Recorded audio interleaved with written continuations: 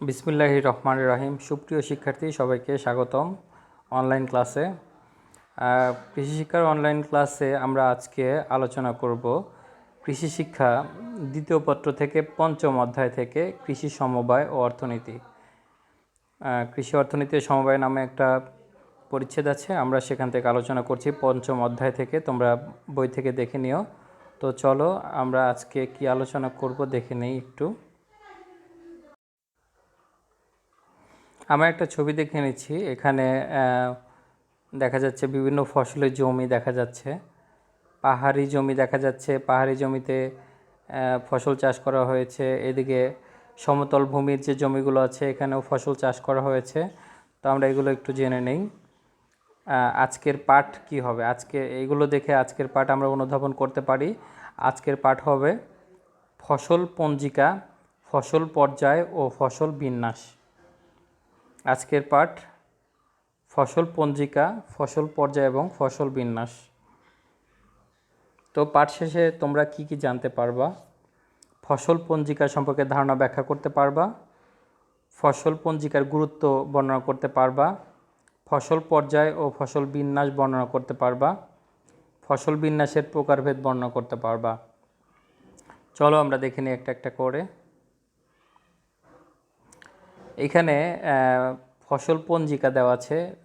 স্লাইডটা ছোট হওয়ার কারণে হয়তো ওইভাবে বোঝা যাচ্ছে না। প্রথম চিত্রে মাস উল্লেখ করা আছে এবং বিভিন্ন ধরনের ফসলের ছবি সম্বলিত একটা ছবি। তারপরে হচ্ছে ফসলের মৌসুম সম্পর্কিত আছে একটা ছবি। আর তৃতীয়টাও ওই মাস উল্লেখ করে ব্যাপ্তিকাল দেওয়া আছে, একটা ফসল এবং মাসের ব্যাপ্তিকাল দেওয়া আছে। তো আমরা ফসল পঞ্জিকা কেন ব্যবহার করব, ফসল পঞ্জিকার গুরুত্ব কি, প্রথমে আমরা জানব ফসল পঞ্জিকাটা আসলে কি। আমরা নিচে একটু দেখি যে কোনো খামারে জন্মানো ফসলের জীবনকালের যাবতীয় তথ্যাবলী, যেমন কোন মাসে কখন বপন, রোপণ, পরিচর্যা ও সংগ্রহ করতে হবে তা সারণী, ছক, চিত্র বা রেখাচিত্রের মাধ্যমে যেখানে উপস্থাপন করা হয় তাকে শস্য পঞ্জিকা বা ফসল পঞ্জিকা বলে। আমি আবারও বলে নিচ্ছি যে কোনো খামারে জন্মানো ফসলের জীবনকালের যাবতীয় তথ্যাবলী, যেমন কোন মাসে কখন বপন, রোপণ, পরিচর্যা ও সংগ্রহ করতে হবে তা সারণী, ছক, চিত্র বা রেখাচিত্রের মাধ্যমে যেখানে উপস্থাপন করা হয় তাকে শস্য পঞ্জিকা বা ফসল পঞ্জিকা বলে। তোমাদের মনে আছে কি না, আমরা যখন ফসল মৌসুম পড়ি তখন রবি, খরিফ 1, খরিফ 2 মৌসুমকে কিন্তু আলাদা করেছিলাম। তো এরকম একটা চিত্র আঁকানোর পরে রবি মৌসুমে কোন কোন মাসে কোন কোন ফসল বপন বা রোপণ করা হয় সেগুলো ওইভাবে যদি আমরা ভিতরে ভিতরে লিখে ফেলি তাহলে এটাই কিন্তু একটা শস্য পঞ্জিকা হয়ে গেল। আসলে বছরের বিভিন্ন মৌসুমে কোন কোন মাসে কোন কোন ফসল উৎপাদন করা হবে, বপন রোপণ করা হবে, সেই সম্পর্কে ধারণা লাভ করা যায় ফসল পঞ্জিকা থেকে। আর এইভাবে যদি কোনো কৃষক সামনে আগায় তাহলে বা ফসল চাষ করে, অবশ্যই তারা লাভবান হবে আর্থিকভাবে এবং চাষের উদ্দেশ্য সফল হবে। এই জন্য প্রতিটা কৃষকের শস্য পঞ্জিকা থাকা উচিত, যাতে করে ফসল উৎপাদনের কাঙ্ক্ষিত আশা পূরণ হয়।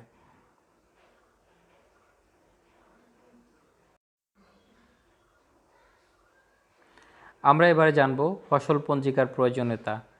হ্যাঁ, ফসল পঞ্জিকার কী কী প্রয়োজনীয়তা আছে। প্রথম প্রয়োজনীয়তা হচ্ছে মাসভিত্তিক বিভিন্ন ফসলের উৎপাদন মৌসুম সম্পর্কে জানা যায়। হ্যাঁ, যে কোন কোন মাসে কোন কোন ফসল হবে এটা আমরা জানতে পারি পঞ্জিকার মাধ্যমে। কোন ফসল কোন মাস পর্যন্ত জমিতে থাকবে তা জানা যায়। হ্যাঁ, সেটাও একটা গুরুত্বপূর্ণ ব্যাপার যে আমি কোন মাসে বপন করলাম, এই মাস থেকে তো একটা নির্দিষ্ট সময় পর্যন্ত ফসল জমিতে থাকবে সেটা জানা যায়। স্বচ্ছ চাষ পরিকল্পনা প্রণয়নে সহায়তা করে, দক্ষতার সাথে খামার পরিচালনায় সহায়তা করে, ফসল উৎপাদনে আয় ব্যয়ের হিসাব করা সহজ হয়। শেষ প্রয়োজনীয়তাটা হচ্ছে ফসল উৎপাদনে ঋণ প্রদান এবং তা আদায় করাও সহজ হয়। এইগুলো সব সুবিধা আমরা পেয়ে থাকি হচ্ছে ফসল পঞ্জিকার মাধ্যমে। এবার আমরা জানব ফসল পর্যায় এবং ফসল বিন্যাস সম্পর্কে। আর শেষে আছে হচ্ছে ফসলের নিবিড়তা। তিনটা সংজ্ঞাই খুবই ইম্পর্ট্যান্ট। ফসল পর্যায়টা কি? কোনো জমিতে প্রতি বছর একই ফসল চাষ না করে পর্যায়ক্রমিকভাবে এক এক বছর এক এক ফসল চাষ করাকে শস্য পর্যায় বা ফসল পর্যায় বা ফসল চক্র বলা হয়। তো যাই হোক, এত কিছু দরকার নেই আমাদের, যেহেতু আমরা পড়ছি হচ্ছে ফসল পর্যায় সম্পর্কে, সেহেতু আমরা সংজ্ঞাটা এভাবে বলবো যে কোনো জমিতে প্রতি বছর একই ফসল চাষ না করে পর্যায়ক্রমিকভাবে এক এক বছর এক এক ফসল চাষ করাকেই ফসল পর্যায় বলা হয়েছে। আমি যদি একটু এভাবে বলি যে আসলে আমরা একটা জমিকে 4টা ভাগে ভাগ করলাম। সেখানে প্রথম ভাগে পাট, তারপরে আলু, তারপরে গম, এপাশে যদি ধনচা বপন করি, তাহলে প্রথম বছর যেখানে পাট হয়েছিল, দ্বিতীয় বছর যেখানে আলু ছিল, পাট চলে যাবে আলুর জায়গায়, এরকমভাবে আলু চলে যাবে ধানের জায়গায়, এরকম। অর্থাৎ একটা ফসল এক জমিতে কখনোই থাকবে না। আপনি যদি এই বছরে ধান ওই জমিতে লাগিয়ে থাকেন, পরবর্তীতে আরেকটা আসবে, আরেক অন্য ফসল আসবে, তারপরে আরেকটা অন্য ফসল আসবে, এরকমভাবে। তো ফসল বিন্যাস সম্পর্কে একটু আমরা জানি। ফসল বিন্যাসটা কি? কোনো জমিতে 12 মাসে কি কি ফসল উৎপাদন করা হবে তার পরিকল্পনা করে অনুসরণকৃত বার্ষিক অনুক্রমকেই ওই জমির ফসল বিন্যাস বলা হয়। যেমন খরিফ 1 মৌসুম, খরিফ 2 মৌসুম, রবি মৌসুম সমান সমান এই 3 মৌসুমে যদি আমরা যেমন আউশ ধান করি, তারপরে রোপা আমন করি, অর্থাৎ একটা বছরের মধ্যে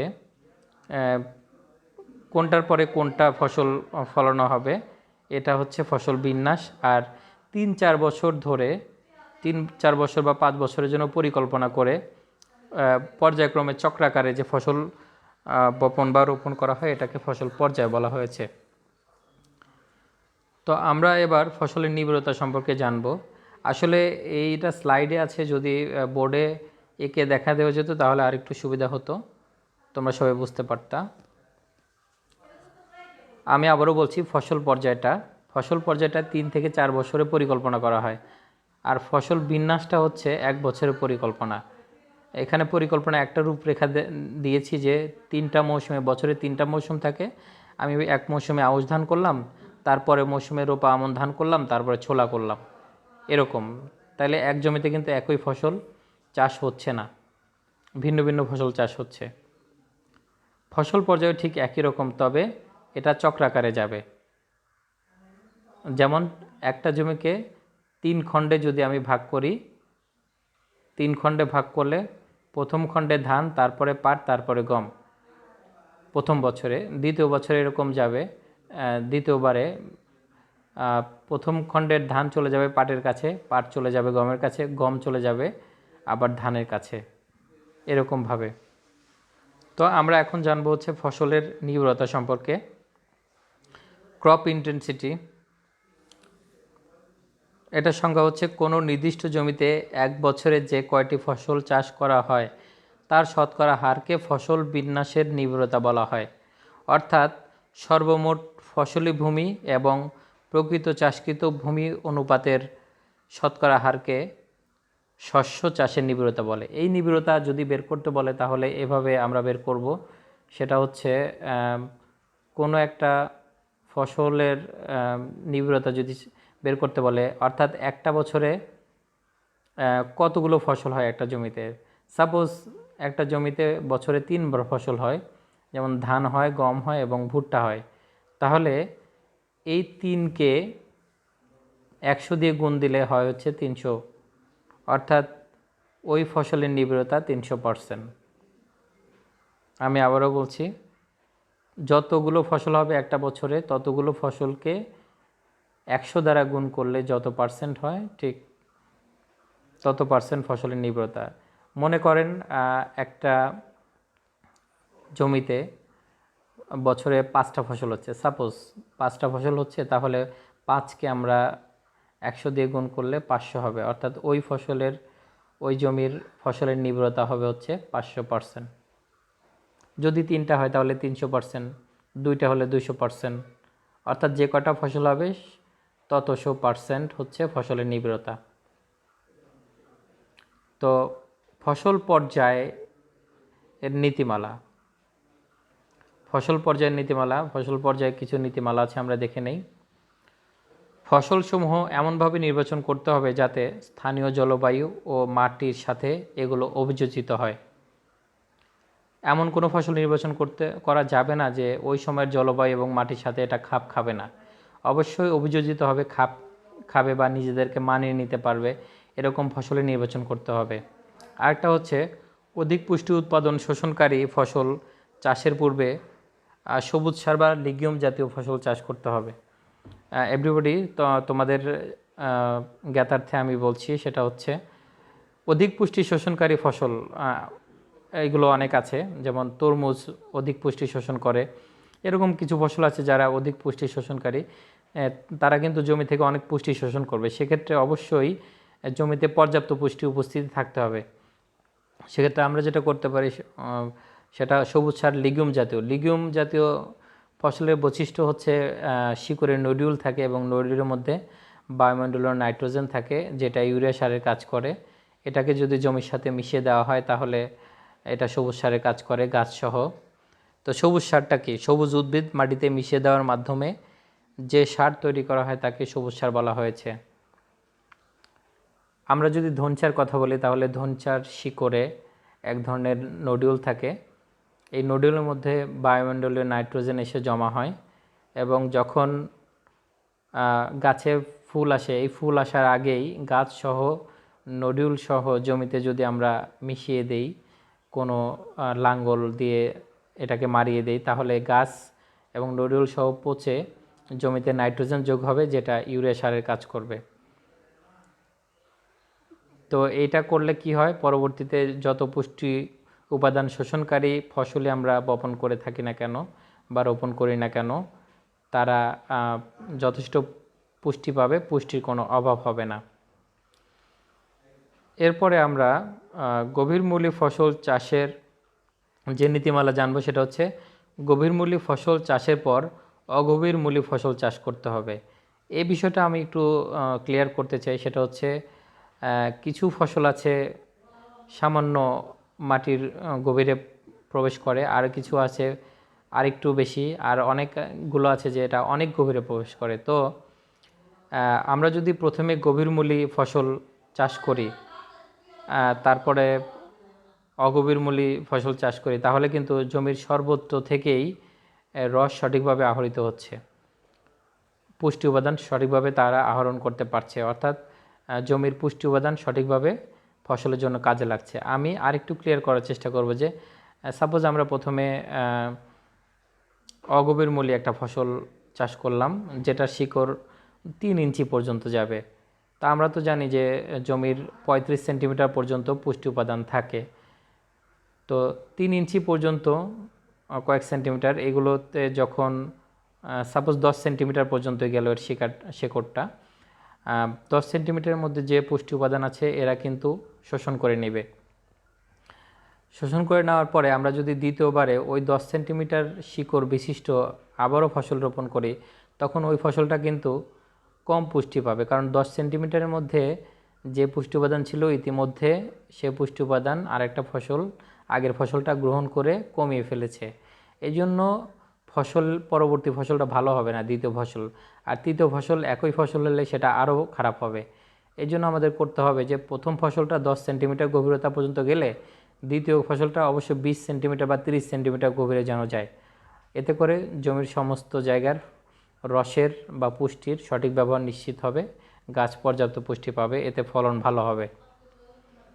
পরবর্তী যে পয়েন্টটা আছে, লাস্ট পয়েন্ট, ভূমিক্ষয় রোধকল্পে আচ্ছাদনকারী ফসল নির্বাচন করতে হবে। আচ্ছা, ভূমিক্ষয়টা কি? ভূমিক্ষয় হচ্ছে জমির মাটি এক জায়গা থেকে অন্য জায়গায় চলে যাওয়া, ঠিক আছে, স্থানান্তরিত হয়, এটাই ভূমিক্ষয়। তো এটা রোধকল্পে আচ্ছাদনকারী ফসল হচ্ছে যে ফসলগুলো মাটিকে ঢেকে রাখে, ভূমিকে ঢেকে রাখে, এরকম আচ্ছাদনকারী ফসল চাষ করতে হবে, এতে করে ভূমিক্ষয় কম হবে। এবার আমরা জানবো ফসল বিন্যাসের প্রকারভেদ। ফসল বিন্যাসের প্রকারভেদ হচ্ছে দুইটা, এক ফসলি জমি যেটা বছরে একটাই হবে, দুই ফসলি জমি বছরে দুইটা হবে, তিন ফসলি জমি তিনটা হবে। তাহলে ফসল বিন্যাসের প্রকারভেদ তিনটা, এক ফসলি, দুই ফসলি এবং তিন ফসলি জমি। আমরা একটু কয়েকটি উন্নত ফসল বিন্যাসের প্রযুক্তি দেখি। আখের ক্ষেত্রে যদি বলি, আখ হচ্ছে এখানে ফসলের বিন্যাস দেওয়া আছে এবং জমির ধরন দেওয়া আছে। আখ উঁচু ও মাঝারি উঁচু জমিতে হয়। আউশ ধান বা পাট রবি শস্য, যেটা উঁচু ও মাঝারি উঁচু জমিতে ভালো হয়। রোপা আমন ধান, এটাও উঁচু মাঝারি উঁচুতে ভালো হয়। আউশ ধান বা পাট, যেটা রোপা আমন রবি শস্য, মাঝারি উঁচু জমি এটার জন্য ভালো। বোনা আমন বা পাট রবি শস্য, এটাও মাঝারি নিচু ও নিচু জমিতে ভালো হয়। বোনা আমন, শুধু বোনা আমন যেটা, সেটা নিচু ও খুব নিচু জমি যেটা, এটাতে ভালো হয়। আলু, বোরো আমন, বোরো বা রোপা আমন, এগুলো মাঝারি নিচু ও নিচু জমিতে ভালো হয়। ধইঞ্চা রোপা আমন নিচু ও মাঝারি জমি। আর পাট রোপা আমন গম, এটার জন্য হচ্ছে মাঝারি উঁচু জমির প্রয়োজন। তো আমরা এটা একটু দেখে নেব, তেমন একটা ইম্পর্টেন্ট না, জাস্ট ধারণা রাখলে হবে। এবার আমরা মূল্যায়নে যাব। ফসল পর্যায় বলতে কি বোঝায়, অর্থাৎ এক বছর